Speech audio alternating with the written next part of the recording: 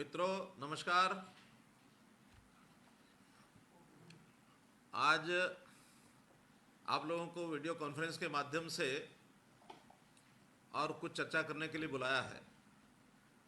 जैसा अपने को पता है कि कोरोना के इस पीरियड में लगातार जो लॉकडाउन की स्थिति चल रही है उसमें प्रत्यक्ष मिलना जुलना तो थोड़ा कठिन है, लेकिन इस माध्यम से हम कुछ लोगों से आज बातचीत ज़रूर कर पाएंगे। जोड़े तो लाइन के साथ हमने काफ़ी लोग हैं, लेकिन चर्चा के लिए शायद सबसे बातचीत ना हो पाए। जिन लोगों से बातचीत हो पाएगी समय के हिसाब से उतना हम पूरा करेंगे।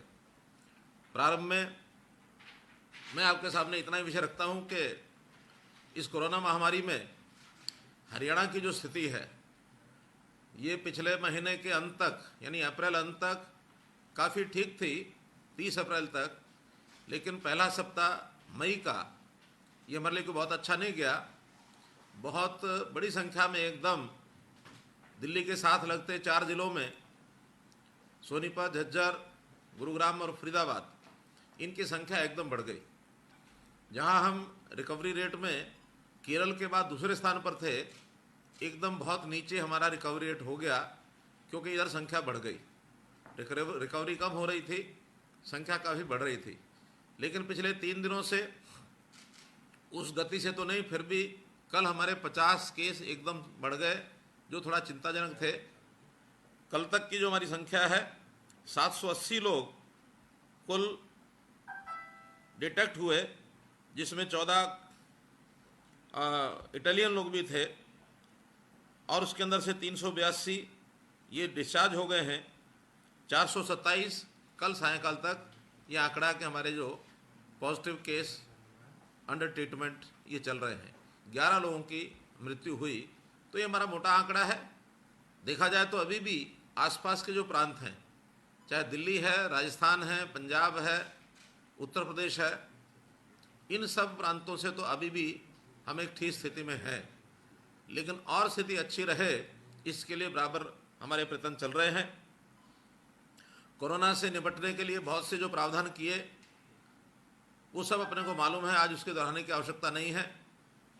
आज तो अब ये जो लॉकडाउन 3 ख़त्म होगा और लॉकडाउन 4 की जैसी संभावना है, उस संभावना को देखते हुए कुछ ढिलाई, कुछ कंसेशंस ये दे करके और गतिविधियां शुरू करने की बात है।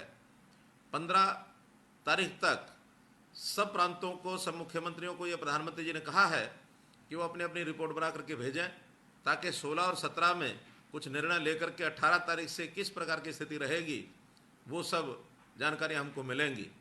केंद्र के निर्देश मिलते हैं MHA के, उन निर्देशों के हिसाब से हमको अपने प्रदेश में और थोड़ा अदल बदल करना हो तो करके उसको हम फाइनल लागू करते हैं।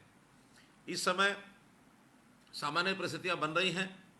उद्योग में एक गतिविधि बढ़ी है और हमारे उद्योग प्राय जितने भी कर्मचारी, जितने उन्होंने पास लेने थे, जितने वर्कर्स थे, वो सब हमने 3-4 क्षेत्रों को जो कंटेनमेंट एरिया है उसको छोड़ करके बाकी सब क्षेत्रों के अंदर हमने परमिशन दी है।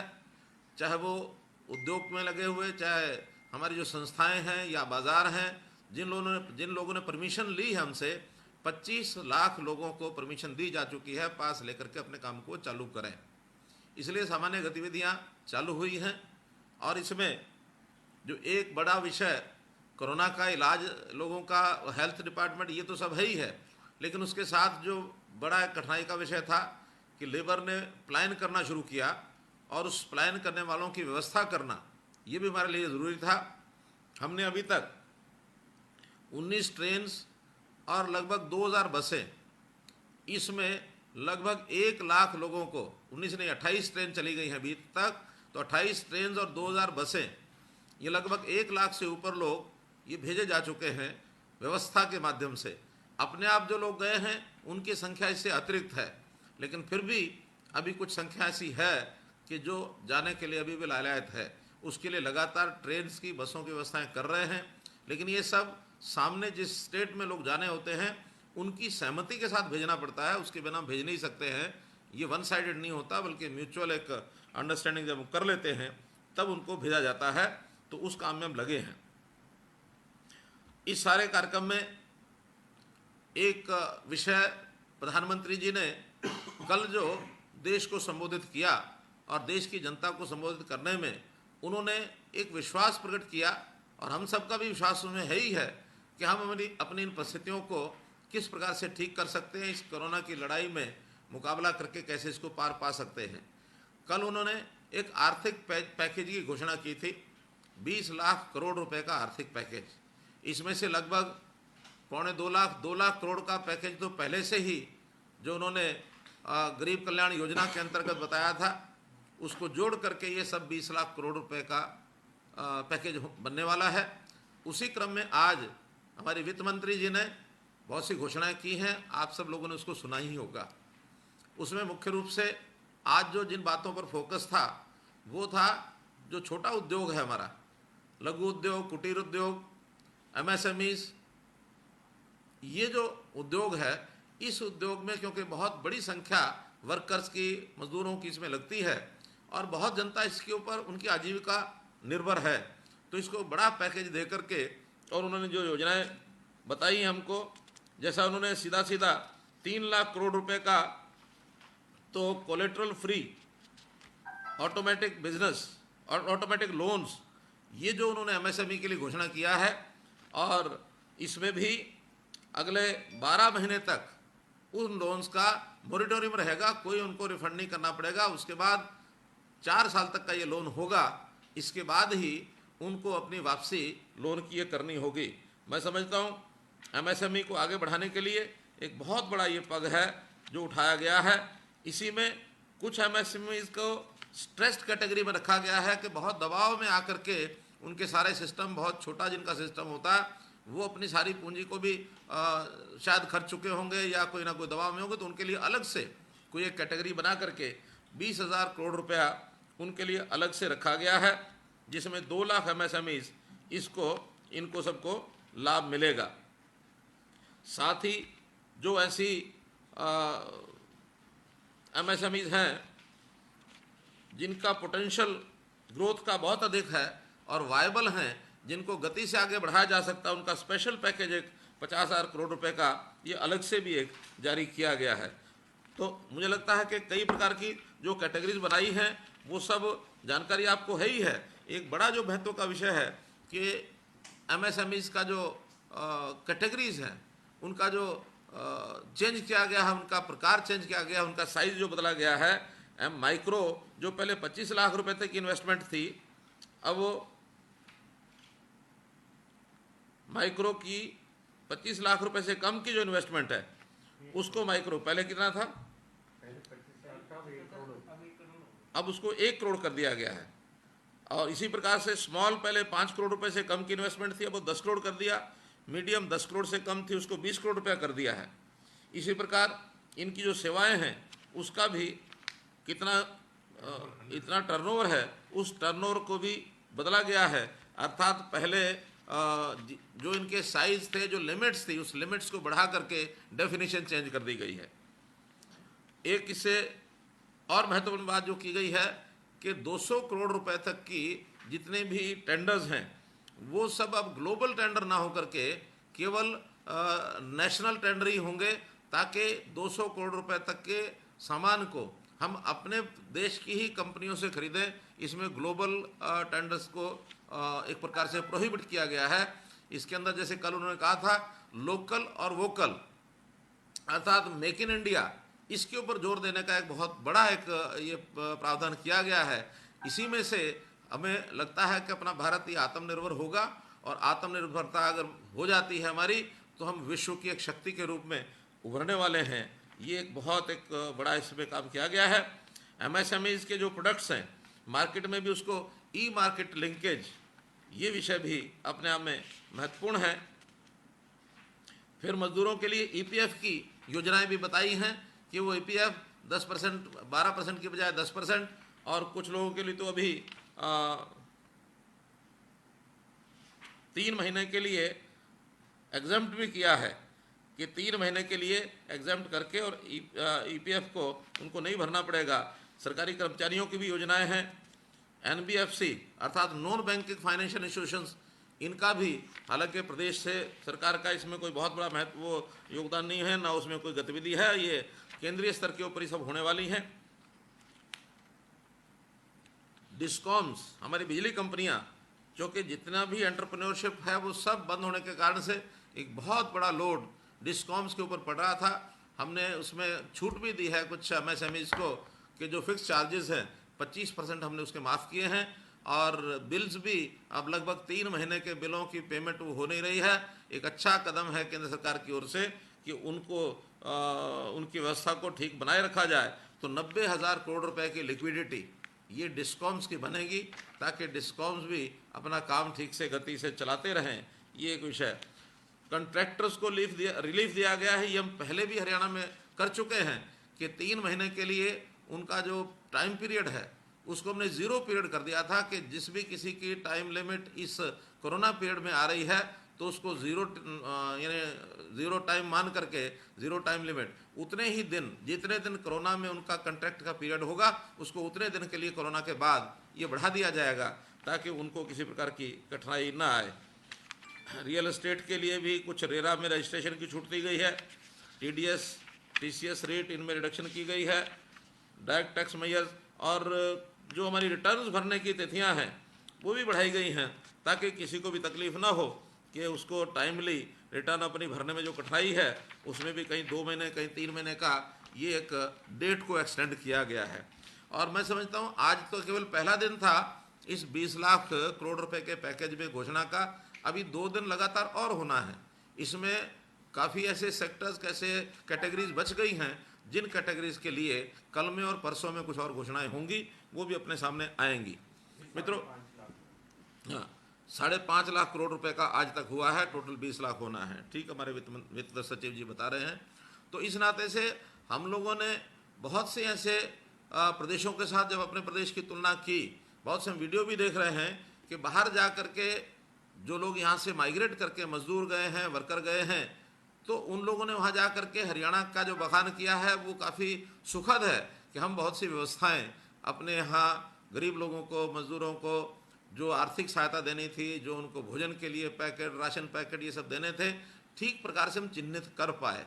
यहाँ एक उल्लेख करना चाहूँगा कि प्रधानमंत्री जी ने भी कल अपने उसमें भाषण में कहा कि हमको अपने रिफॉर्म्स कुछ करने होंगे। आज समय के हिसाब से जैसा अभी कितना लंबा चलता है, हमको अपना लाइफस्टाइल चेंज करना होगा। लाइफस्टाइल चेंज करने के लिए आज टेक्नोलॉजी का सहारा ये बहुत ज़रूरी हो गया है। हम मानो आज बैठ के प्रेस कॉन्फ्रेंस कर रहे हैं तो टेक्नोलॉजी के सहारे के कारण से ही कर रहे हैं।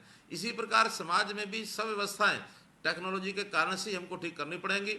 हालांकि हमारा विश्वास तो पिछले 5 साल में भी लगातार ये बना रहा कि हम जितनी टेक्नोलॉजी से व्यवस्थाएं बना लेंगे उतना भ्रष्टाचार को ख़त्म कर देंगे, पारदर्शिता आएगी और उतना ही एक समान रूप से हर किसी को व्यवहार मिलेगा, भेदभाव नहीं होगा। चाहे हमारी भर्तियां थी, चाहे हमारे ट्रांसफर्स थे, चाहे और प्रकार के नीचे तक की सारी बातें। अभी इस 3, साढ़े 3, 4 बल्कि 6 महीने हो गए। अब तो इस 6 महीने में 2 महीने का कोरोना का पीरियड इसमें आ गया। हमने टेक्नोलॉजी का बहुत सहारा लिया। हमारी जितनी टेक्नोलॉजी की व्यवस्थाएं थी उसी के अंदर हमने जो प्रोक्योरमेंट है, मेरी फसल मेरा ब्यौरा, ये हमारा साल भर से चल रहा था, इसमें भी सुधार करके और इस बार सारी फसल मेरी फसल मेरा ब्यौरा के पोर्टल के माध्यम से किया गया।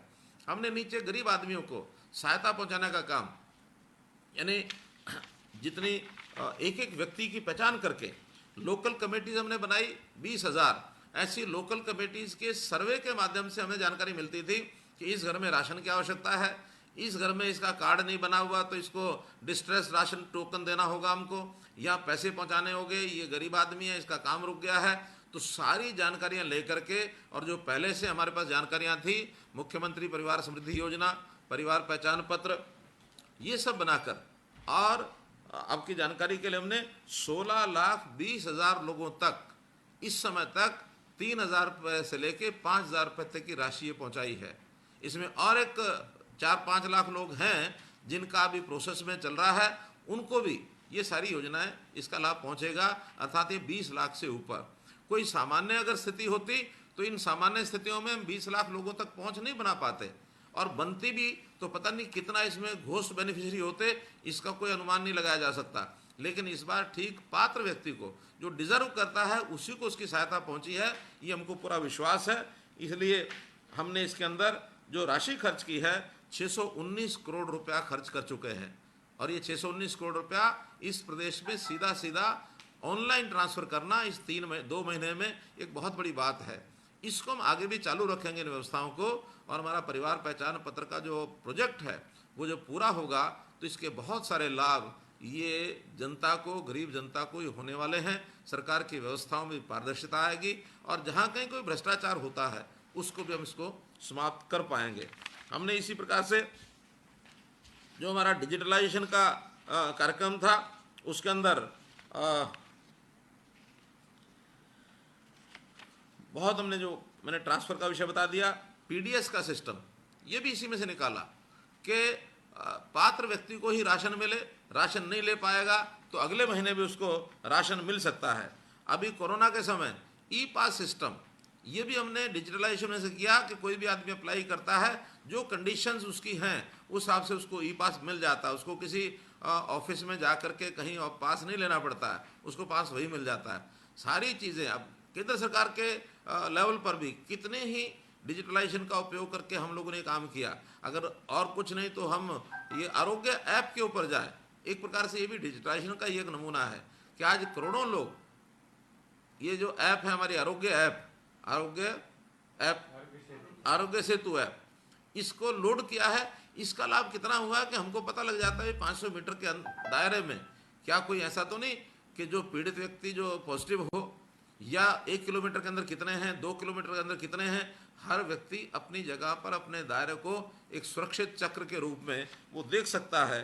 टोल फ्री नंबर, हमारे जितने कंट्रोल रूम हैं, प्रतिदिन जितनी हमारे पास आज भी लगभग 8 से 10,000 कॉल्स ऐसी आती हैं जो हर दिन जिसको कौन सी तकलीफ है, पीड़ा है, वो सारी डिस्ट्रिक्ट वाइज पहुंचती हैं। एक एक व्यक्ति को फ़ोन करके पूछा जाता है कि आपकी जो तकलीफ हो दूर हुई कि नहीं हुई। इस प्रकार से ये सारे ऑनलाइन सब सिस्टम चल रहे हैं। मेरा कहना यह है कि जो प्रयत्न हमने पिछले 5 साल किए, उन प्रयत्नों का लाभ हमको भरपूर इस कोरोना के समय हुआ है, और इसके लाभ को देखते हुए आगे भी ये सब चीज़ें इनको हम चालू रखेंगे। एक विषय जो है वो है हमारे किसान से जुड़ा कि हम लोग जो प्रोक्योरमेंट कर रहे हैं, इसके ऊपर बहुत सी चर्चाएं मीडिया में चल रही हैं, सोशल मीडिया में चल रही हैं। विपक्ष के लोग बहुत अपने आप को ये मान करके कि जैसे बहुत बड़ा एक विषय उनके हाथ लगा हो, जब उनके पास किसी प्रकार का मुद्दा नहीं होता तो कोई ना कोई निकाल करके लाएंगे, उसी में से उनको लगता है कि बहुत बड़ी चीज़ हमको ये मिल गई है। हालांकि वो अपनी बातें उस समय की भूल जाते हैं जब गेहूं या सरसों या बाजरा, ये चीज़ें, गेहूं तो चलो खरीदते ही थे क्योंकि एफसीआई में सारा जाना होता है, उन्होंने बाजरा और गेहूं कभी खरीदा नहीं। हमने बाजरा, गेहूं ये सब खरीदा, और अगले बार के लिए हमने ये भी घोषणा की है कि मक्का, दालें, ये भी सब जितनी पैदा होंगी इन सब को हम एक एक दाना प्रोक्योर करेंगे। एमएसपी से रेट, अगर मार्केट रेट ऊपर है तो अपने आप मार्केट में बिकेगा, नीचे है तो सरकार उसका प्रबंध करेगी खरीदने का, और हम ये जो घाटा होता है भावांतर भरपाई योजना के अंतर्गत, ये किसान को घाटा नहीं होने देंगे, सारा खरीदेंगे। जहाँ तक इस बार जिस बात को वो मुद्दा कहते हैं, बहुत बड़ा मुद्दा उनके हाथ लग गया, वो है किसान की पेमेंट देरी से क्यों हो रही है। मैं मानता हूँ कि जितनी घोषणाएं हमने पहले की थी, किसान का जो पेमेंट है वो समय से होना चाहिए। समय से न होने के उसके जो कारण हैं, मुख्य कारण ये है कि इस बार आड़ती, सरकार, किसान, और जो कोरोना भी साथ में जुड़ गया, कोरोना के कारण से डिसेंट्रलाइजेशन ऑफ प्रोक्योरमेंट प्लेसेस, मंडियां, परचेज सेंटर ये ज़्यादा बनाना, इन सारे विषयों को लेकर के कुछ समय ज़्यादा इसलिए लगा कि हमने एक प्रोसेस जो बनाई है किसान के लिए पेमेंट देने की, कि जितना पैसा किसान का है मंडी में जाकर जितना उसको आड़ती को देना है, उसका माल बेचते हुए अपना एक कंसेंट दे दे कि ये मैंने किसान को, आड़ती को पैसा देना है मंडी में अपनी फसल बेच करके, और आड़ती वो पैसा उतना रोक लेगा, बाकी पैसा वो किसान के खाते में सीधा डालेगा। इसमें हमारे आड़ती बंधुओं का थोड़ा सा विरोध भी था, लेकिन हमने उनसे बातचीत करके उनको मनाया। बैंकों से प्रोसेस, ट्रांसपेरेंट प्रोसेस कैसे बन सके, इसके लिए भी उनको बनाने में हमको थोड़ा समय लगा, देरी लगी, क्योंकि बैंकों का भी थोड़ा रेसिस्टेंस उसमें था। लेकिन अंत में ये सारी प्रोसेस अब तय हो गई है कि माल बिकता है, बिकने के बाद एजेंसी जो हैं, जे फार्म आई फार्म बनने के बाद एजेंसीज उनको पैसा जो है भेजती हैं, और किस आड़ती अपना पैसा काट करके और वापस वो पैसा हमारा एक अकाउंट है, क्या ज्वाइंट अकाउंट, पूल अकाउंट में भेजता है, और पूल अकाउंट से वो पैसा किसान के खाते में जाता है। ये सारी प्रोसेस 7 दिन से 8 दिन के बीच में होना चाहिए, लेकिन प्रोसेस को बढ़ाने में समय लगा। इसलिए बढ़ाने में समय लगने के कारण से पहला जो पेमेंट का लॉट है वो थोड़ा देर से गया है। आज की डेट में लगभग 2000 करोड़ रुपया ये पूल अकाउंट में जा चुका है, और आज सायंकाल तक वो 2000 करोड़ रुपया, कुछ उसमें से चला गया है, लगभग 700 करोड़ रुपया चला गया है। बाकी जो पैसा है वो आज सायंकाल तक फार्मर्स के अकाउंट में चला जाएगा। और ऐसे ही आज 5 तारीख तक की सारी पेमेंट ये सब आड़तियों के खाते में चली जाएगी, जो लगभग 3900 करोड़ रुपया होगी। 3900 करोड़ रुपया और जाने के बाद, और 2000 करोड़ रुपया पिछला, 5900 करोड़ रुपया आज शाम तक आड़तियों के अकाउंट में चला जाएगा, और ये अगले 2 दिन में 3 दिन में सब किसानों के खाते में चला जाएगा। अगले 5 तारीख के बाद 3-3 दिन का पैसा हर एक दिन में बढ़ेगा, ताकि हम, चूँकि फसल आने के बाद उसके 3 दिन बाद आई फार्म बनता है, आई फार्म कटते ही उसी दिन वो पैसा हमारे यहाँ से आड़ती को जाएगा। आड़ती को 3 दिन में वो पैसा ट्रांसफ़र करना होता है, तो ऐसे 2 दिन का समय और उसमें लगता है। कुल मिलाकर 5 दिन 6 दिन के अंदर ये किसान के खाते में जाना शुरू हो जाएगा। जहाँ तक गेहूं के पैसे का विषय है, और जहाँ तक सरसों का है, सरसों का पूरा पैसा क्योंकि वो आड़ती के थ्रू नहीं होता, सीधा हैफेड किसान के अकाउंट में देती है, तो लगभग 1150-1200 करोड़ रुपया ये हैफेड के अकाउंट से किसानों के अकाउंट में जा चुका है। इसलिए ये सारा ट्रांसपेरेंट व्यवस्था करने के लिए, क्योंकि पहले इतनी ट्रांसपेरेंसी कभी होती नहीं थी, पैसा वो आड़ती के खाते में रह गया, या किसान को पहुंचा, या कहीं और किसी जगह वो पेंडिंग रह गया, इसका कोई हिसाब होता नहीं था। किसान को हमने अगर डबल आय करनी है, डबल आय यानी 2022 तक उसकी आय को अगर डबल करना है, तो बहुत, चाहे छोटी चीज़ें हैं चाहे बड़ी चीज़ें हैं, इनको ध्यान रखना पड़ेगा। किसान के खर्चे कैसे कम किए जाए, और ये एक ऐसा अनसीन खर्चा किसान के ऊपर होता है जो किसान को भी पता नहीं लगता कि कहाँ रह गया, कितना ब्याज लग गया, कितना उसके ऊपर आ गया। ये सारे विषय किसान को हमको जागरूक भी करना पड़ेगा, समझाना भी पड़ेगा, और किसान को जागरूक करने के लिए हमारा कुछ एजेंडा आगे और 1-2 महीने बाद हम लागू करेंगे, ताकि किसान के साथ सजीव संपर्क बना करके और एक ही किसान को बताया जाए। क्योंकि कई विषय ऐसे जो शायद वर्तमान काल के लिए तो नहीं है, लंबे काल के लिए, उदाहरण के लिए हमने अभी एक योजना शुरू की है, मेरा पानी मेरी वसीयत, अर्थात मेरी विरासत, अर्थात मेरा जो पानी है, ये ज़मीन के अंदर का पानी, ये मेरा है, और ज़मीन को मैं जब अपने नई पीढ़ी को दे करके जाऊंगा अपना विरासत के नाते, तो बिना पानी के ज़मीन दे जाऊंगा तो मुझे आने वाली पीढ़ियां गालियां देगी। इसलिए मुझे पानी के साथ उसको दे के जाना है। सो धान जो है, 1 किलो चावल लगभग 3000 लीटर पानी ये पीता है। हमारी धान की जितनी आवश्यकता है उससे ज़्यादा धान हमारे पास है। इसलिए हमने अपील की है कि जहाँ 40 मीटर से नीचे पानी चला गया है, वहाँ किसानों को कहा है कि अपने धान की बिजाई आधी कर दें, ताकि हम इसको पानी को बचा सकें और हम अपने उस उद्देश्य में पूरा हो सके, पानी बचाने के उद्देश्य में। केंद्र की बहुत योजनाएं चल रही हैं, जल जीवन मिशन की चल रही है, जल ही जीवन ये मिशन चल रहा है। हमने भी इसको एक मिशन के रूप में इसको लिया है। किसानों को हमने अपील की है, कठिनाइयाँ कोई किसानों के आएंगी उनके हम दूर करेंगे, क्योंकि पहली बार ये विषय हो रहा है तो कुछ कठिनाइयाँ भी आ सकती हैं। ऐसे ये सब विषय हमारे सामने थे जो आज आपके सामने रखने थे। फिर भी क्योंकि कुछ बंधुओं ने कुछ प्रश्नों के लिए कहा है, तो आप लोगों में से कुछ हमारे जो मीडिया एडवाइज़र कौन कौन ले रहे हैं प्रश्न?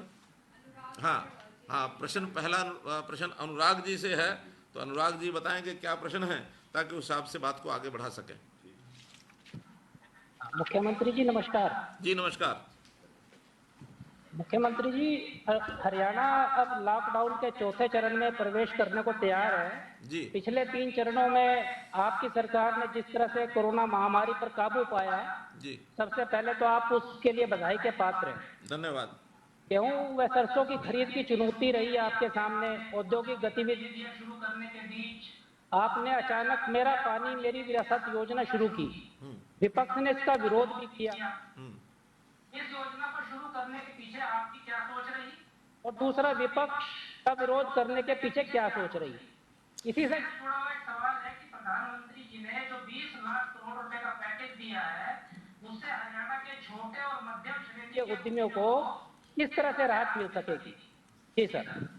देखिए, जहाँ तक पानी का विषय है अनुराग जी, ये पानी वाला विषय कोई आज का नहीं है। हरियाणा जब से बना तब से ये विषय चल रहा है, और ख़ास करके अब लेटेस्ट एसवाइल के रूप में ये विषय प्रेसिडेंट करता जा रहा है। एसवाइल का पानी हमको मिले, हम पंजाब से भी लड़ाई लड़ रहे हैं, हम केंद्र को भी कह रहे हैं, सुप्रीम कोर्ट, राष्ट्रपति, कई इसमें विषय इन्वॉल्व थे, और इस विषय को पूरा करने के लिए हमने अपना पूरा जोर लगाया है। एक सीमा तक पहुंचा, कब आएगा कब नहीं आएगा। साथ ही हमने Lakhwar dam, Kisau dam, Renuka dam, इसके लिए भी अपने प्रयत्न लगा करके, ये भी लगभग 35 साल से लटका हुआ विषय, इसको हम फ्रंट पर लाए। इसके लिए एमओयू हो गए, और लखवार पर तो काम भी शुरू हो गया, हमने अपने पैसे दे दिए। आने वाले 2 साल के बाद, 3 साल के बाद पानी वो भी मिलेगा। ऐसे ही जो भी पानी के स्रोत हो सकते हैं, हमने पानी का उपयोग कम करने के लिए माइक्रो इरिगेशन, इसके लिए भी हमने अपना काम चालू किया। 85% सब्सिडी तक प्रावधान किया है माइक्रो इरिगेशन का। लेकिन जिस प्रकार से आवश्यकता बढ़ रही है पानी की आवश्यकता पीने के लिए भी है, खेती के इरिगेशन के लिए भी है, इंडस्ट्री के लिए भी है। पानी की उपयोगिता बहुत ज़्यादा है, मात्रा सीमित है। तो सीमित मात्रा के पानी को उपयोग उसका ठीक ढंग से किया जाए, मैनेज तरीके से किया जाए, उसी मैनेजमेंट में से ये विचार पिछले साल भी आया था, और पिछले साल भी हमने जल ही जीवन है इस योजना को शुरू किया था। 52,000 हेक्टेयर ऐसे किसानों ने वादा किया था कि नहीं बोएंगे अपना धान, लेकिन कारण सीधा सा हमको पता है कि पिछली बार ये योजना हमने जून के महीने में बनाई थी, लगभग 15 जून के आसपास। लेकिन 15 जून के आसपास धान की बिजाई कुछ लोग कर चुके होते हैं, कुछ लोग अपना मन बना चुके होते हैं, तो बहुत बड़ी संख्या में इच्छा सबकी बनी थी, लेकिन उसको सिरे चढ़ाना हमारे लिए भी कठिन हो गया था। ठीक से बढ़िया बीज जितना जाना चाहिए था वो नहीं जा पाया था, कुछ कठिनाइयाँ डिपार्टमेंट की ओर से आई थी। इस बार हमने इसको मई में ही शुरू कर दिया है, और 7 मई को इसकी घोषणा कर दी थी। और इसमें पंचायती जो ज़मीनें हैं उसके ऊपर भी धान न उगाया जाए, ये हमने अपनी ओर से, सरकार की ओर से भी पहल की है। बहुत लोगों ने कहा कि इससे हमारी पंचायत की आमदन कम होगी। विषय आमदन का नहीं है, विषय उद्देश्य का है। किसान को भी हमने कहा है इसको पैसे से ना जोड़ें, इसको एक उद्देश्य का जोड़ें कि क्या हमने अपनी पीढ़ी को, अगली पीढ़ी को ज़मीन के साथ धान दे के जाएंगे या ज़मीन के साथ पानी दे के जाएंगे। हर कोई कहता है कि ज़मीन के साथ पानी देना हमारे लिए बेहतर है। हाँ, इसमें कुछ टीदिंग प्रॉब्लम्स आएंगी, शुरू में आती हैं, इसलिए जो प्रॉब्लम आएंगी उनको सबको हम दूर करेंगे। ये विचार हमारे सामने इसलिए है। विपक्ष विरोध करेगा, 10 तरह की बातें उनको लगता है कि ये नई बात कहाँ से आ गई, वो तो अपने जीवन में कभी कर नहीं सके। पानी का लेवल जो 2008-10 में था, आज उससे डबल, यानी उसकी जो गहराई है, उसका डेप्थ है, वो बढ़ गई है। जहाँ 10 मीटर था वहाँ 20 मीटर डाउन हो गया, जहाँ 20 मीटर था वहाँ 40 मीटर डाउन हो गया। इसी गति से अगर बढ़ता रहा तो आने वाले 10-12 वर्षों के बाद हमारी अगली पीढ़ी आएगी कि नहीं आएगी, उससे पहले ही हम अगली पीढ़ी से पहले ही इस पानी के संकट को देख लेंगे, ऐसा मुझे लगता है। इसलिए इस बात को, इस विषय को भावनात्मक तरीके से हम देखें, तभी जाकर के इसको सिरे चढ़ा पाएंगे। ये विषय हमें ध्यान में करना है। दूसरा विषय आपने कहा हरियाणा को क्या लाभ मिलेगा एमएसएमई से क्या लाभ मिलेगा 20 लाख करोड़ रुपए का। पहली बात तो है कि उसका, हाँ, आज पहला चरण उसकी घोषणा हुई है, अभी 2 चरण उसके शेष हैं, और उसमें जो कुछ बताया गया कि 3 लाख करोड़ रुपया जो कोलेट्रल फ्री लोन मिलेगा, इसमें कुल तो 45 लाख यूनिट है, हरियाणा में 50,000 यूनिट है। तो अगर हम ये कहें कि कुल यूनिट का अगर 45 लाख का मतलब 1% भी अगर मिलता है हमें, तो 1% का अगर 20 लाख, 3 लाख करोड़ रुपए में 30,000 करोड़ तो हमको मिल ही जाएगा। 3 लाख में 3,000 करोड़ रुपया तो हमको मिल ही जाएगा। तो 3,000 करोड़ रुपया अगर हरियाणा में इन्फ्यूज़ होता है इसके माध्यम से, ये एक मोटा मोटा हिसाब है। आखिर तो ये डिपेंड करता है कि कितने लोग उस लोन को अवेल करते हैं, कितने आते हैं, लेकिन उसके लिए कोई कोलेट्रल नहीं, कोई उसके लिए गारंटी नहीं। 1 साल के लिए उसके मोरेटोरियम है, आगे 3 साल में उसको वापस करना होगा। तो हमारे इस 50,000 यूनिट को इसका लाभ होगा। ऐसे ही जो इक्विटी इन्फ्यूजन का जो विषय है, उसमें भी 50,000 करोड़ रुपए का जो उसमें इन्फ्यूजन किया जाएगा, 3,000 MSME को इसमें भी लाभ मिलेगा। और जो 20,000 करोड़ रुपए के सबॉर्डिनेट डेट का विषय है, इसमें भी हरियाणा के 5,000 स्ट्रेस्ड MSME इसको लाभ मिलने वाला है। इसलिए निश्चित रूप से इसका जो पोर्शन हमें जो मिलने वाला है उसका लाभ हमें होगा। कितने लोग अवेल करते हैं उसके ऊपर निर्भर करता है।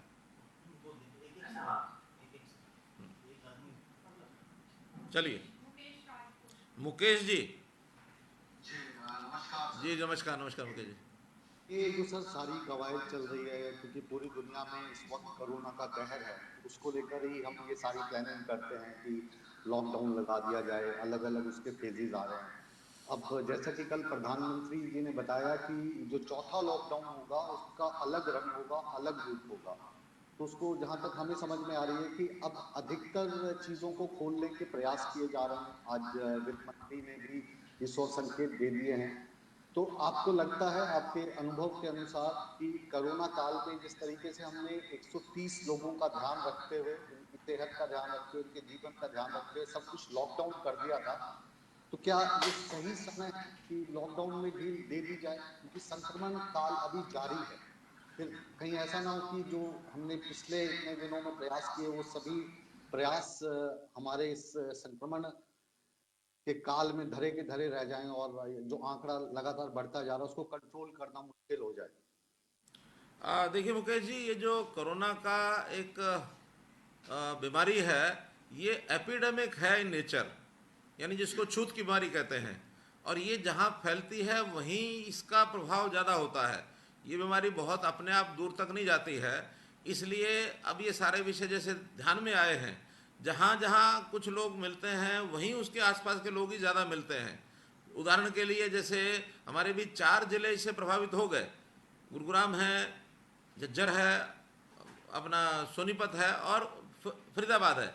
अगर इन जिलों में भी देखेंगे तो पूरे जिले में प्रभाव नहीं है, उसमें भी कुछ इलाके, कुछ बस्तियां, और इसको यदि वहीं तक कंट्रोल कर लिया जाएगा तो बाकी स्थानों पर इसकी ज़्यादा समस्या नहीं आने वाली है। ये अनुभव हम सबको आ रहा है। इसीलिए केंद्र सरकार ने अब ये कहा है, क्या डिस्कनेक्ट तो नहीं चल रहा है? केंद्र सरकार की ओर से जो गाइडलाइंस अब आई हैं कि अब हमने जोनिंग बदल दी है।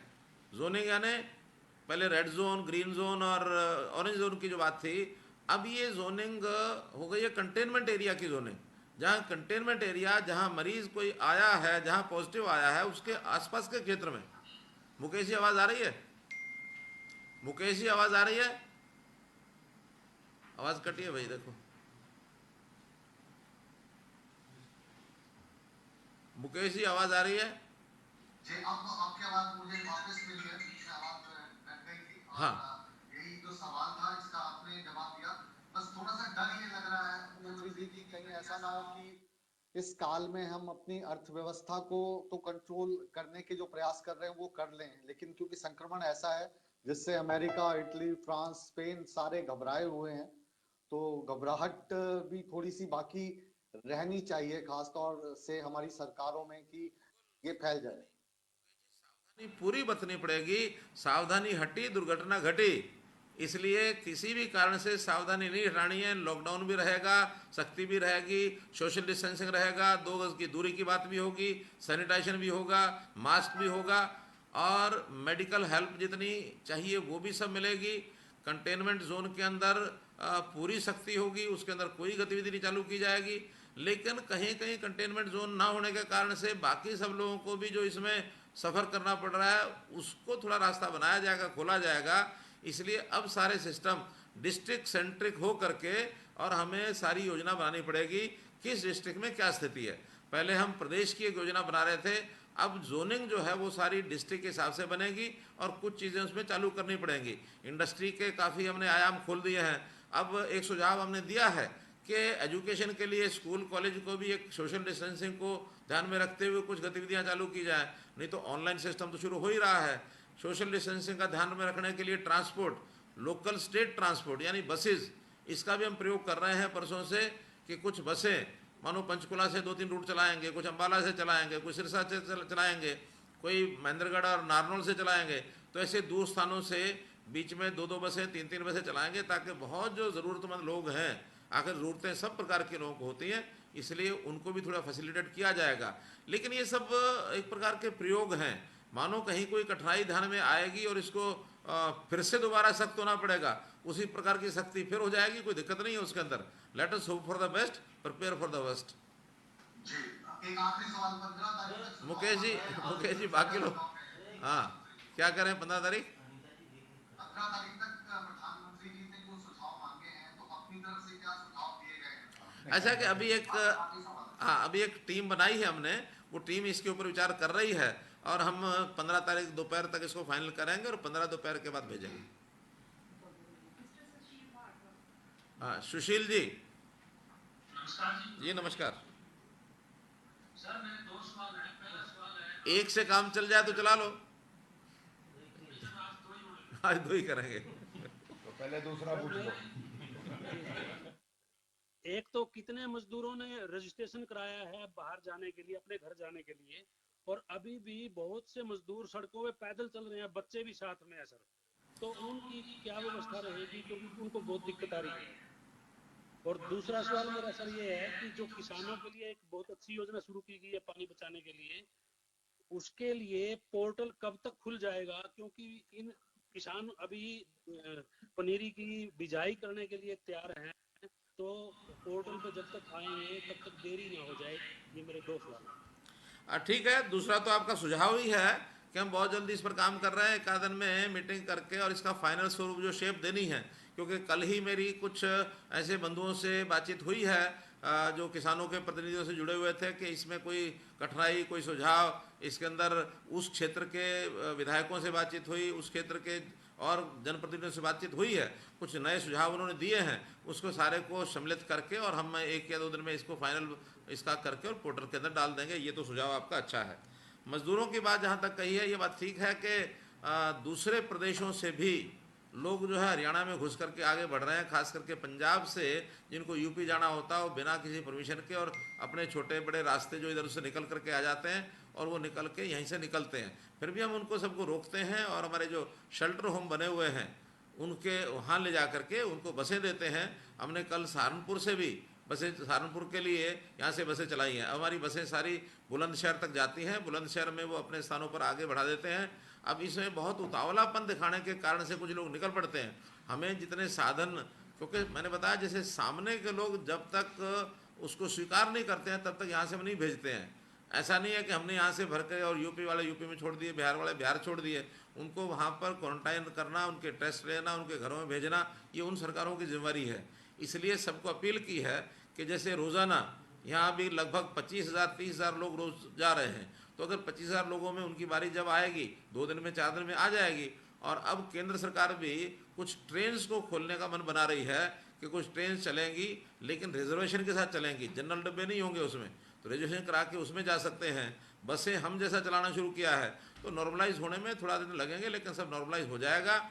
हरियाणा में कोई भी व्यक्ति कहीं भी सड़क पर मिलता है, हम उसको शेल्टर होम में ले जाते हैं। जब तक उसकी बारी नहीं आती बाहर जाने की तब तक उसकी व्यवस्था भोजन की, रहने की सब करते हैं। धन्यवाद। विपिन जी। प्रधानमंत्री का जो संबोधन था उसमें 2 चीजें बड़ी महत्वपूर्ण जिन पर ज्यादा चर्चा की गई, एक तो आत्मनिर्भरता थी और दूसरी बात जो थी वो सब्सिडी के इस्तेमाल कर थी।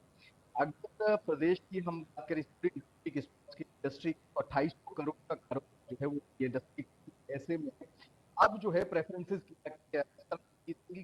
की जो डील हुई है उसको पटरी बनाना है, इन्वेस्टमेंट भी।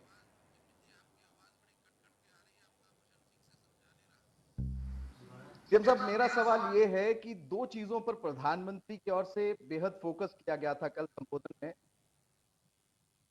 एक तो आत्मनिर्भरता, दूसरी स्वदेशी के इस्तेमाल की। ऐसे में फॉरेन डायरेक्ट इन्वेस्टमेंट बेहद जरूरी है आज की परिस्थितियों में, लेकिन अब हरियाणा किस तरह से आगे बढ़ेगा स्वदेशी के इस्तेमाल को लेकर? क्या कुछ रियायतें जो हैं वो स्मॉल स्केल इंडस्ट्री जो कि घर में उत्पादन करते हैं, घरेलू उत्पादन करते हैं, उनको लेकर दी जाएंगी? विपिन जी, जब ये बाजार का कंपटीशन होता है उसमें ये तो ठीक है कि हमने अपनी आर्थिक स्थिति को ठीक करना है, तो हमें अपने ही लोगों को रोजगार देना, अपने यहाँ का रॉ मटेरियल वो खपत हो, और वो जो कुछ प्रोडक्ट बने मेक इन इंडिया के नाते से अपने देश का प्रोडक्ट यहाँ भी हम उसका उपयोग करें और उसका एक्सपोर्ट भी कर सकें विदेश में भी। अब ये सारी हर एक देश की इच्छा होती है, कोई खाली हमारी ऐसा नहीं है। इसमें कंपटीशन शुरू होता है, फिर बाद में क्वालिटी और उसकी प्राइसिंग दोनों का कंपटीशन शुरू होता है। हम इन दोनों के अंदर अपने यहाँ ट्रेनिंग्स, अपने यहाँ स्किलिंग, अपने यहाँ जितने भी उपलब्ध हैं हमारे रॉ मटेरियल्स उनको, और फिर टैक्सेशन और उसमें सहायता, इन सब बातों को ध्यान में रखते हुए दोनों चीज़ों में कम्पीट करने के लिए हमारे देश की स्थिति जब बनेगी, जिसके अंदर प्राइसिंग में भी हम कम्पीट करेंगे, क्वालिटी में भी हम कम्पीट करेंगे, तो निश्चित रूप से बाहर के लोगों की बहुत आवश्यकता यहाँ रहेगी नहीं, और हमारे जो प्रोडक्ट है वो बाहर कैसे जाए इसका हम प्रयत्न करेंगे। तो इस नाते से, और मैं कहता हूँ स्वदेशी वाली बात उन्होंने नहीं की, उन्होंने की है local and be vocal, make in India. तो इसमें तो हम हमेशा एक धारणा बदलने की बात है। पहले कभी ज़माना होता था, कोई कहता था ये जापान की बनी हुई है, लोकल नहीं चाहिए, लोकल के प्रति दुराग्रह, जापान के प्रति आग्रह। आज उल्टा करना पड़ेगा कि लोकल के प्रति आग्रह और विदेशी के प्रति दुराग्रह। और चाइना की चीज़ों को तो हमने टेस्ट कर ही लिया है। चाइना की चीज़ें ठीक है, शायद प्राइसिंग में सस्ती हैं, लेकिन ड्यूरेबिलिटी के नाते, क्वालिटी के नाते they are not well within our system. धन्यवाद। आगे चलो। सुशील जी।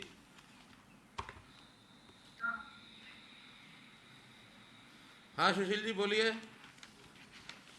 नमस्कार मुख्यमंत्री जी, आपके हरियाणा में 22 में से 16 जिलों में 10 से कम केसेस हैं। 3 जिलों में केवल 1 केस है, एक जिले में 2 हैं, 7 जिले ऐसे हैं जहाँ पे सिर्फ 3 केस हैं। उसके बावजूद लगभग सभी तरह की इकोनॉमिक एक्टिविटी रुकी हुई है, इंडस्ट्रियल एक्टिविटी रुकी हुई है। तो आपको नहीं लगता कि कम से कम इन जिलों में पूरी तरह से एक्टिविटीज शुरू होनी चाहिए? सुशील जी, आप किस दिन की बात कर रहे हैं? आज की बात करेंगे तो ये बात सत्य नहीं है, आज से 5 दिन पहले की करेंगे तो शायद सत्य होगी। आज तो हर एक जिले में सब प्रकार की एक्टिविटीज़ खुल गई हैं, सबको हमने परमिशन दे दी है, उन्होंने पासेज ले लिए हैं। हाँ, थोड़ा कंट्रोल्ड तरीके से हमको इसलिए करना पड़ेगा ताकि हर एक जगह की सिस्टम की जानकारी हमको रहे। कल को कोई परिस्थिति ऐसी बनती है तो हम अपने सरकारी आदेश से फिर उसको सिंगल आउट भी कर सकें। इसलिए आज कोई जिला ऐसा नहीं है 16 जिलों में जिनकी आप बात कर रहे हैं जहाँ कोई चीज़ रुकी हुई है। ट्रांसपोर्ट की व्यवस्था जरूर हमने रोकी हुई है, उसको 2 दिन बाद धीरे धीरे एक प्रयोग के रूप में शुरू करेंगे। सोशल डिस्टेंसिंग सब जगह रखेंगे, चाहे वो बाजार है, चाहे इंडस्ट्री है, चाहे कोई भी है। सोशल गैदरिंग, रिलीजियस गैदरिंग ये नहीं होनी है, क्योंकि इससे फिर वही कोरोना तो आज नहीं है, 1-2 केस भी हैं, बढ़ने में देर नहीं लगती है। एक समय ऐसा था कि हमारा रेवाड़ी और महेंद्रगढ़ एक भी केस नहीं था, झज्जर भी नहीं था। आज उन 3 जिलों में झज्जर एकदम सर्वाधिक पर पहुंच गया। तो इसलिए इन चीज़ों को बढ़ने में देर नहीं लगती, सावधानी रखनी पड़ेगी। बाकी गतिविधियां हमने 16 के 16 जिलों में सबको जो चलानी थी चला दी हमने।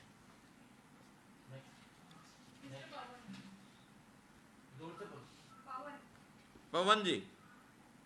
नमस्कार सर।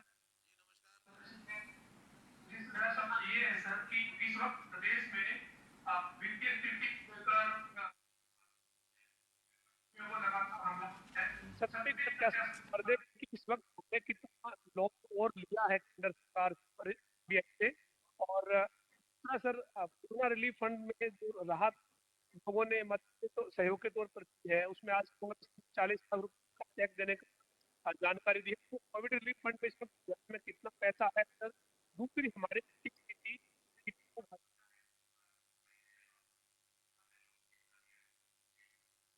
पवन जी देखिए, जहाँ तक कोविड रिलीफ फंड का विषय है, रोजाना अखबार में छपवा देते हैं हम, कोई दिन ऐसा बचता नहीं इस दिन अखबार में ना आता हो।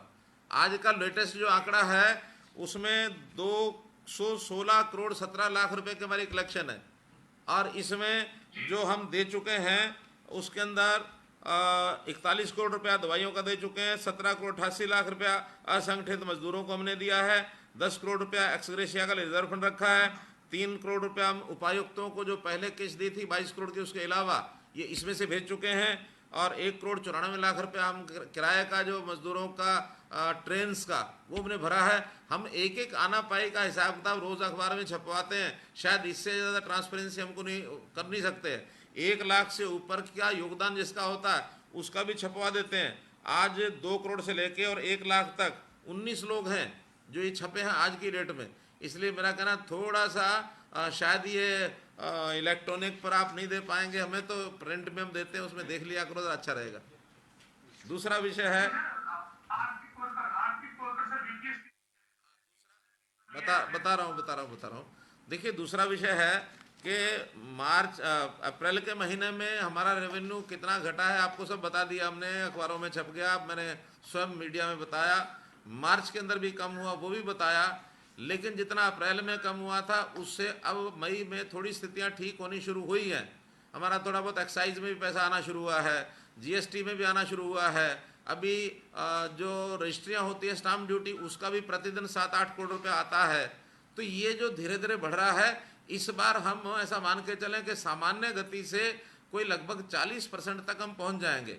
तो भी एग्जैक्ट आंकड़े मैं आपको बता दूंगा एक आध दिन में कि हम एग्जैक्ट आंकड़े। लेकिन एक और स्थिति जो अच्छी बेहतर स्थिति है कि जैसे आज इंडस्ट्री के लिए एमएसएमई के लिए घोषणाएं हुई हैं, मैं मानता हूं अगले 2 दिन के अंदर कोई ना कोई स्टेट को भी क्या पैकेज दिया जाएगा, स्टेट गवर्नमेंट को, उसमें भी निश्चित रूप से कुछ ना कुछ तो घोषणा होगी ही, क्योंकि उसके बिना स्टेट्स चलेंगे नहीं। स्टेट्स को चलाना है तो ये तो कर्जा लेना पड़ेगा, या केंद्र सरकार से कोई पैकेज मिलेगा, और या फिर टैक्स लगाए जा सकते हैं। टैक्स लगाने का तो कोई अर्थ नहीं है इस समय तो कर्ज लो या केंद्र सरकार दे, और या फिर अपनी गतिविधियों को दोबारा से हम उसको पुनः पटरी पर लेकर के आएँ।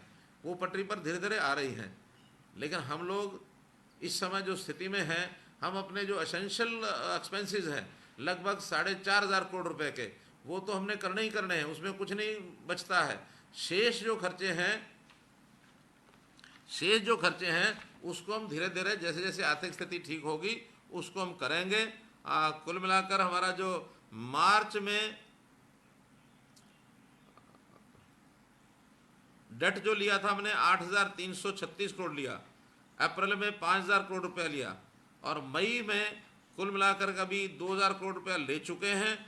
अगले बाकी दिनों में कितना लेना होगा इसके बारे में अभी कहना कठिन है, लेकिन हम सारी स्थितियां अपनी ठीक चलाएंगे। निर्भर करता है कि सारी गतिविधियां सामान्य होने पर कितना हमारे पास स्थिति बनेगी। हितेंद्र राव जी नमस्कार। मेरा सवाल भी इससे जुड़ा हुआ है। रिलैक्सेशन जो हुई है लॉकडाउन के बाद, उसमें उसके बाद हमारी फाइनेंशियल पोजीशन अब कैसी है, बोरोइंग हमारी कितनी है, वेज एंड मीन पोजीशन कैसी है, और ओवरड्राफ्ट कितना है हमारा। मैंने बताया ना, ये सारा विषय मैंने आपको बता दिया है, लेकिन इसमें मैंने बताया कि एग्जैक्ट आंकड़े तो इस समय तक हम मई महीने में 2,000 करोड़ रुपया हम ले चुके हैं, और लगभग हमारा जो पैसा हमारे पास आने वाला है रेवेन्यू का, हमारा जो रेवेन्यू का पैसा अभी 3,362 करोड़ रुपया ये अभी तक आया है।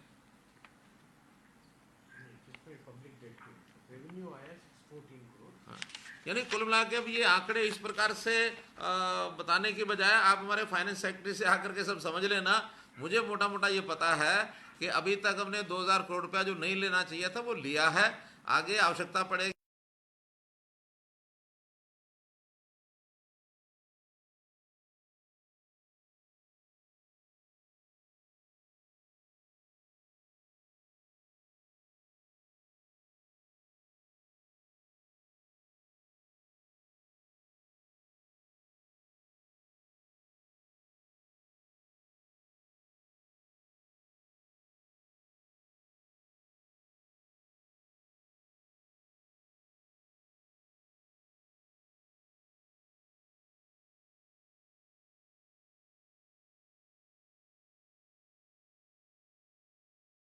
वो हम देंगे। हमने पावर डिपार्टमेंट में भी जितना फिक्स चार्जेस है उसको 25% माफ़ करके 75% उसको डेफर किया है। हमने गरीब लोगों को जो अन्न भेजना था वो हमने भेजा है, राशन भेजना था, जो हमने कैश भेजना था मैंने बताया 612 करोड़ रुपया, 601 करोड़ रुपया वो हमने दिया है। तो इसलिए हम अपनी ओर से जितना इस समय हमारी स्थिति है वो कर सकते थे किया है। अब इसके अलावा जो पैकेज आदि घोषित करने की बात होती है, ये बड़े जो सिस्टम हैं, बैंकों के सिस्टम हैं, आरबीआई के हैं, या उसके अंदर लोन लेने का जो विषय है, अभी तो हमारा एफआरबीएम में लोन की जो लिमिट है वो बढ़ी नहीं है, 3% है, वो हम ले चुके हैं। अगर वो लिमिट बढ़ती है तो उसमें से हम और लेकर के भी आगे बढ़ा सकते हैं कुछ चीज़ें। धन्यवाद। दीपक जी।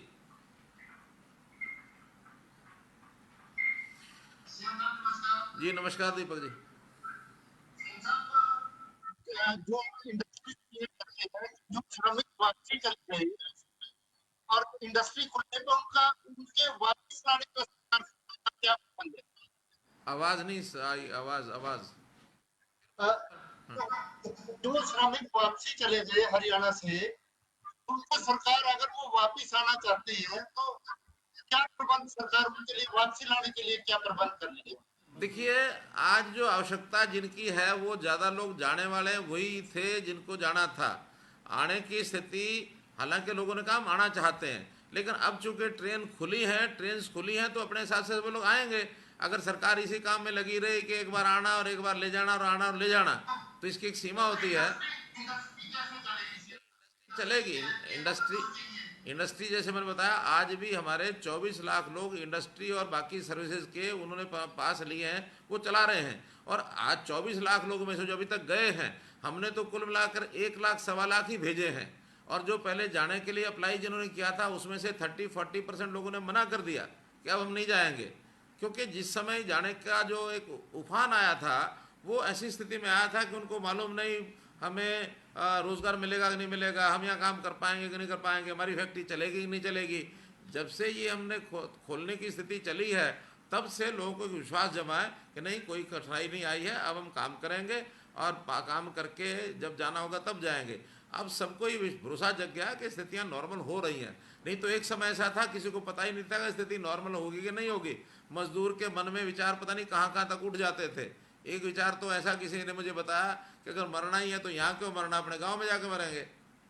अब कितनी निराशाजनक बात है ये, लेकिन इस निराशा में से बाहर निकालना हम सब ने मिलकर के उसके प्रयत्न किए। आज वो बाहर निकला है, आज सामान्य गतिविधियां चालू हो जाएंगी।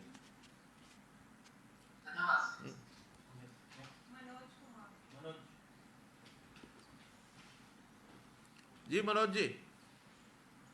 मेरा सवाल ये कि जो आर्थिक गतिविधियां शुरू करने का आपने पहले ऐलान किया था, जो अपना तीसरा चरण फिलहाल जो चल रहा है तो उसमें कंडीशन लगाई गई थी कि जिस भी जिले में कोरोना का मामला सामने आ जाएंगे वहाँ पर अपने ऑटोमेटिकली जो अनुमति दी गई है वो वापस चली जाएंगी। तो क्या सर ये के तहत कुछ वापस ली गई हैं? और एक इसमें ऐड मैं ये करना चाहूंगा, जो प्रधानमंत्री के साथ आपने वीडियो कॉन्फ्रेंसिंग की, वही वापस ले ली जाएगी ऑटोमेटिकली अगर नहीं चलाएगा 7 दिन में। हमने किसी की नहीं जी सर, एक वीडियो कॉन्फ्रेंसिंग के दौरान आपने ये कहा था कि राज्यों को कुछ अधिकार दिए जाएं इकोनॉमिक एक्टिविटी शुरू करने के लिए।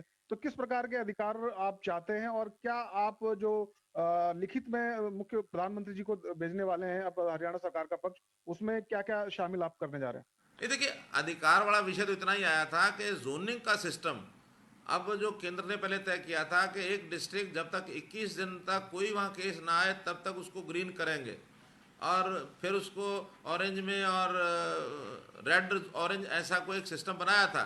उस सिस्टम में ये लगता है कि मान लो 21 दिन तक हमने लगा कि 20 दिन कोई केस नहीं आया और 21वें दिन उसको ग्रीन होना था, और संयोग से 21 दिन में एक केस आ गया तो किसी एक केस के कारण से पूरा जिला थम जाएगा। ये विषय हमने रखा था कि इसको प्रदेश को ऊपर छोड़ दिया जाए। हाँ, कंटेनमेंट जोन ये होता है जहाँ कोई पॉजिटिव केस मिला उसके 2 किलोमीटर के अंदर 3 किलोमीटर के अंदर गतिविधि हम रोक दें। पूरे जिले को रोकने का कारण नहीं है। अब जिला बहुत लंबा होता है, 60-70 किलोमीटर लंबा होता है, तो इसलिए उसी को हमने कहा कि प्रदेश को दे दिया जाए, प्रदेश की व्यवस्था करे, और उन्होंने प्रदेश पर छोड़ भी दिया।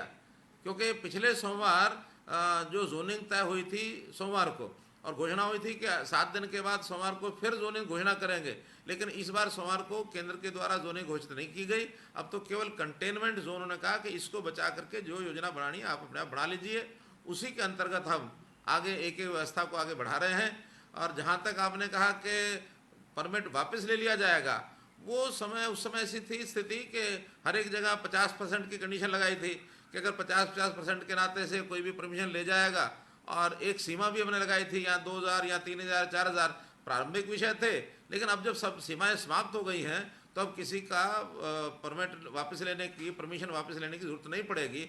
अब जो ले जाता है उसको हम दे देते हैं, उसकी इच्छा जब चलाए।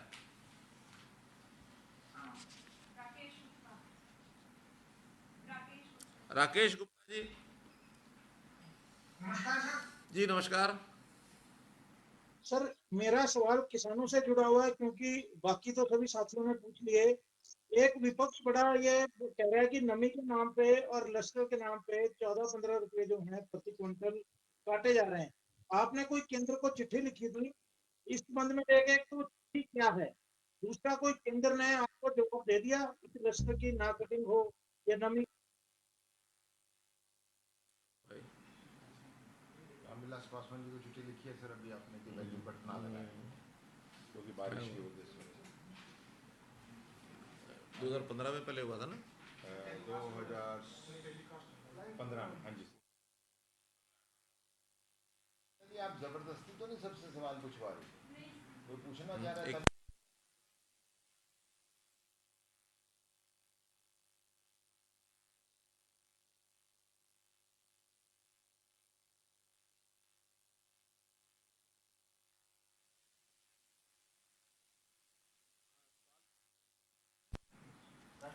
राकेश गुप्ता जी ने सवाल पूछा क्या? सर वो पूछ रहे थे कि नमी की। हाँ राकेश गुप्ता जी, विषय आप सुन पा रहे हैं कि नहीं सुन पा रहे हैं, क्योंकि कनेक्शन आपका कट गया है, फिर भी जनता सुन रही है, उनको मैं बता देता हूँ कि इस नमी का एक पत्र जरूर आया है। और सामान्यतः जब वर्षा आती है, ओलावृष्टि होती है, तो उस गेहूं में चमक, लस्टर खत्म हो जाती है, कम हो जाती है, लस्टर लॉस होता है। तो लस्टर लॉस के समय एफसीआई एक आदेश देती है कि इस लस्टर लॉस से ऊपर यदि लॉस होगा तो उसका पैसे की कटौती होगी। ये पत्र जरूर आया था, लेकिन ये 2015 में भी आया था पत्र। 2015 में हमने उनको निवेदन किया था कि इस लस्टर लॉस का कोई पैसा ना काटा जाए, उन्होंने हमारी बात मान ली थी। इस बार भी हमने पत्र लिखा है कि इस लस्टर लॉस का पैसा ना काटा जाए, और मुझे विश्वास है कि वो बात हमारी मान ली जाएगी कि ये लस्टर लॉस का पैसा ना काटा जाए। अगर उनकी ओर से पत्र नहीं आया तो मैं व्यक्तिगत तौर पर भी टेलीफोन करके उनसे मैं बातचीत करूंगा।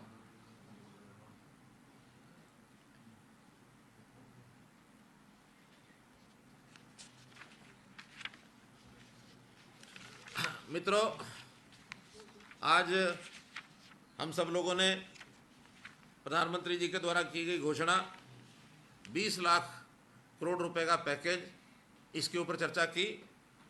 हरियाणा आज का कार्यक्रम हमको केवल आज वित्त मंत्री की प्रेस कॉन्फ्रेंस के कारण से इसका समय बदलना पड़ा, और आज प्रेस कॉन्फ्रेंस के माध्यम से इस विषय पर हमने चर्चा की है। बहुत से इसमें विषय आए हैं, काफ़ी स्पष्ट हुए हैं।